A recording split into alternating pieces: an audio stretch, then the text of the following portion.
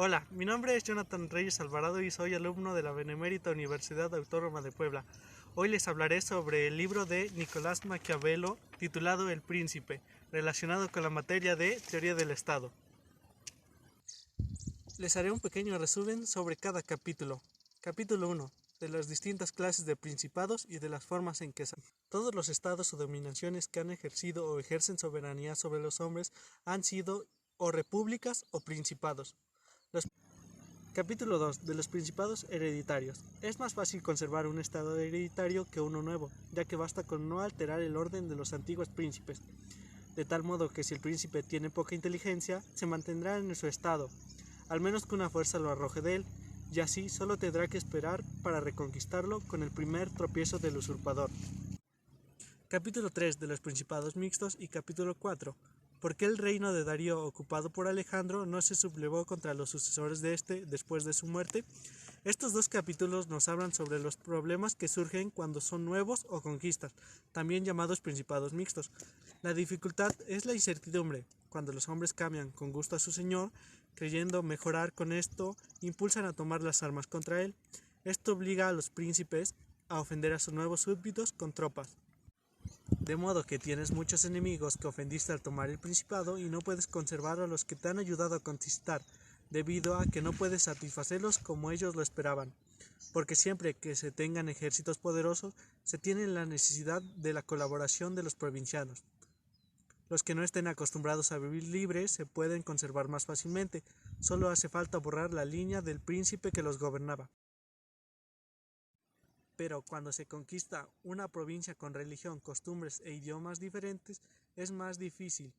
Uno de los remedios más eficaces es vivir en ellos, porque de esta manera ven nacer los desórdenes y los puedes reprimir con prontitud. Otro remedio es mandar colonias a uno o dos lugares de ese estado. Si ves de las colonias se emplean la ocupación militar, el gasto es mucho mayor y la adquisición se convierte en pérdida. También debe alejar a los vecinos poderosos, delimitar a los de mayor poderío y cuidar de que no entre un extranjero tan poderoso como él. Lo que comúnmente pasa cuando un extranjero entra, los inconformes se adhieren a él. Capítulo 5. ¿De qué modo hay que gobernar las ciudades o principados que antes de ser ocupados se regían por sus propias leyes?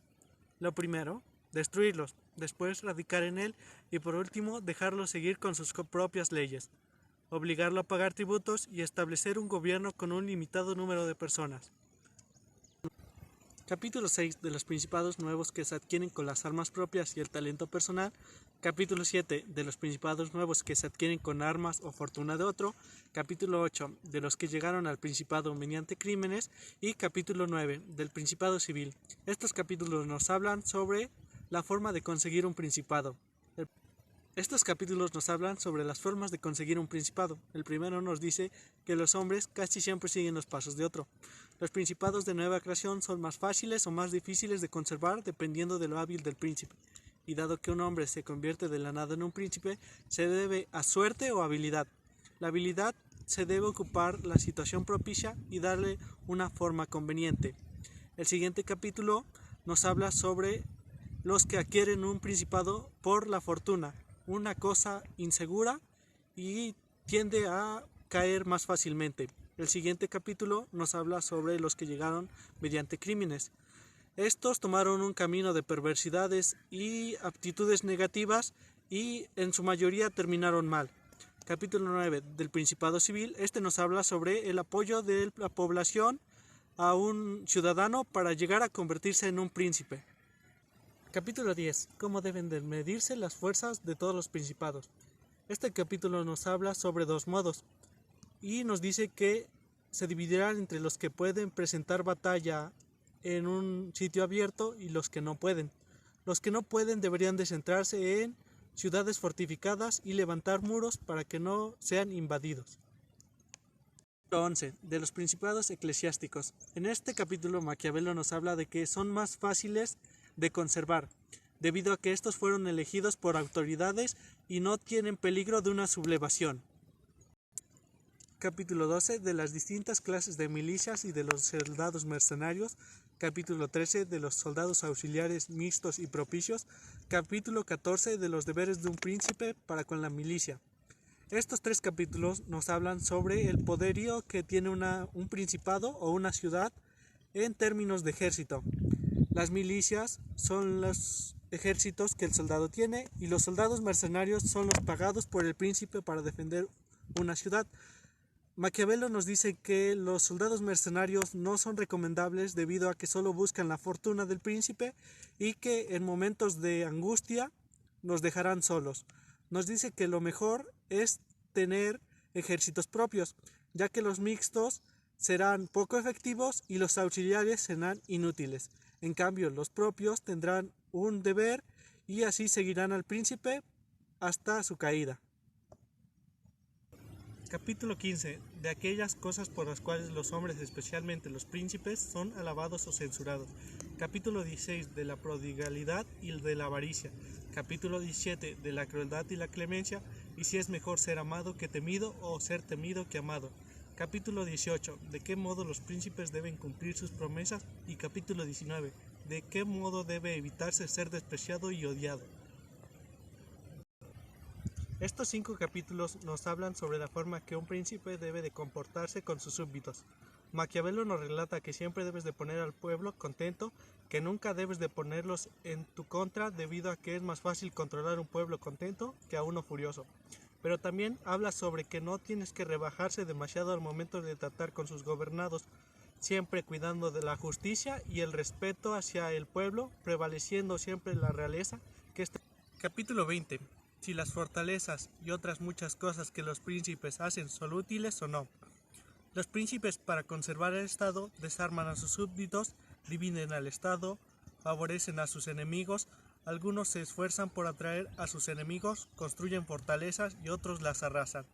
Pero en definitiva, no hay mayor fortaleza que no ser odiado por el pueblo, porque si el pueblo aborrece al príncipe, ni habrá fortaleza que lo proteja.